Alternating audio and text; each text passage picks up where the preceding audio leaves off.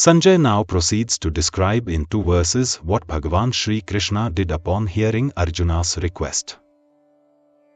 Sanjaya uvacha eva mukto hrishikesho Gudakeshena Bharata senayorubhayor madhye sthapayitva rathottamam Bhishma Drona pramukhatah sarvesham cha mahikshitam Uvacha partha pashyaitan samavetan kuruniti.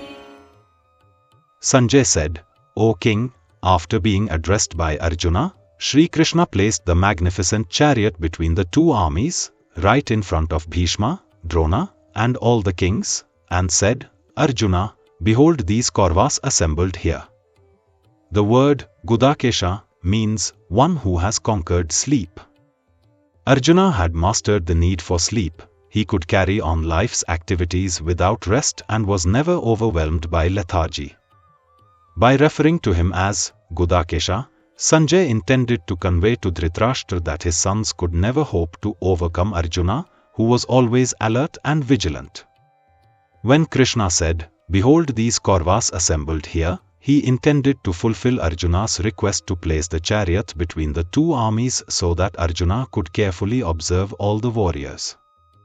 Krishna positioned the chariot in such a way that Arjuna had a clear view of all the fighters. The chariot was brought to a standstill, allowing Arjuna to observe the warriors for as long as he wished. The term Kauravas in the phrase, Behold these Kauravas, carries special significance. By using it, Shri Krishna subtly reminded Arjuna that most of the fighters in the opposing army were members of his own family, his own kith and kin. It was an invitation for Arjuna to recognize the near and dear ones drawn up for battle.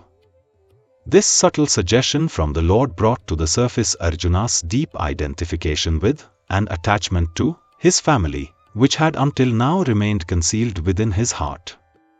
These words served as the seed that triggered Arjuna's faint-heartedness, born out of compassion and affection for his blood relations. It seems that, in order to bestow his blessings upon the world using Arjuna as his instrument, the Lord deliberately induced this dejection in Arjuna's mind. This reluctance to participate in the war led to the divine discourse of the Bhagavad Gita, which flowed directly from the lips of God himself. This sacred teaching has sanctified the 3 worlds and will continue, for an infinite period of time, to uplift the souls of countless beings.